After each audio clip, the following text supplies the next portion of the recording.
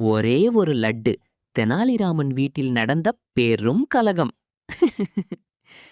ஒரு நாள் விஜயநகர அரண்மனையில் பெரிய விருந்து நடந்தது. அங்கே இருந்த இனிப்புகளில் மிகவும் பிரபலமானது நெய் சொட்டும் லட்டு. ம்.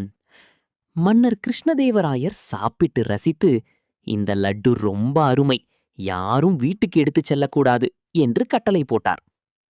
ஆனால் தெனாலிராமன் மனசுக்குள், அடடா, இந்த லட்டுவை என் மனைவி சாப்பிட்டாதான் வீட்டில் எனக்கு மதிப்பு வரும் என்று நினைத்தார். அதனால் யாருக்கும் தெரியாமல் ஒரே ஒரு லட்டுவை தன் தலைப்பாகைக்குள் மறைத்துக் கொண்டார். அரண்மனையிலிருந்து வீட்டுக்கு வந்ததும் அந்த லட்டுவை பெருமையாக மனைவியிடம் கொடுத்தார். மனைவி அதை பார்த்ததும் கண்கள் மின்னின. ஆஹா, ராஜ லட்டு என்று சந்தோஷமாக சாப்பிட ஆரம்பித்தாள்.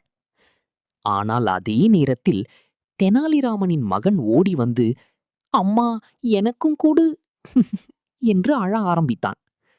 மனைவி உடனே, இது அப்பாவுக்காக ராஜாவே கொடுத்தது என்று பொய் சொன்னாள். அதை கேட்ட தெனாலிராமன் உடனே கோபம் போல நடித்தார். என்னடி, நான் சாப்பிட வேண்டிய லட்டுவை நீ சாப்பிடுறியா? மனைவி அதிர்ச்சி. அப்போ ஏன் என்கிட்ட கொடுத்தீங்க என்று கேட்டாள். தெனாலிராமன் சிரித்து கொண்டு சொன்னார், நீ சாப்பிட ஆரம்பிச்ச பிறகு நான் கேட்டாதான் வீட்டில் நான் முக்கியமானவனா தோன்றும். அதை கேட்ட மனைவி தலையில் கை வைத்துக் கொண்டாள்.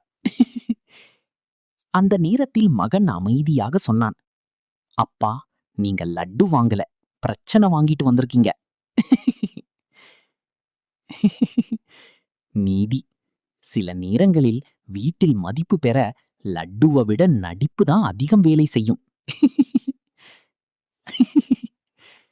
லட்டுவை விட தெனாலிராமனோட நடிப்பு பிடிச்சிருந்தா அப்படியே அந்த லைக், ஷேர், சப்ஸ்கிரைப் பட்டனையும் தட்டிட்டு போங்க. அடுத்த கதையில பாப்போம்.